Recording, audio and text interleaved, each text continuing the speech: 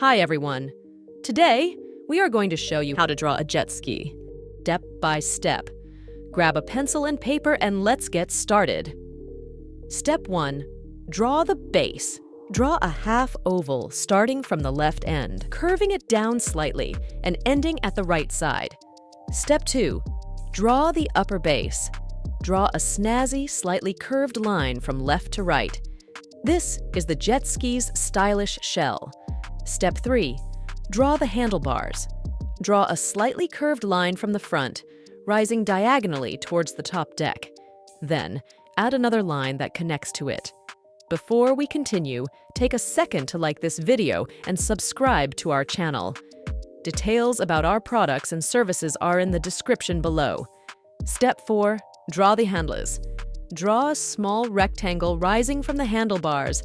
Add a circle at the end. Step 5. Draw the seat.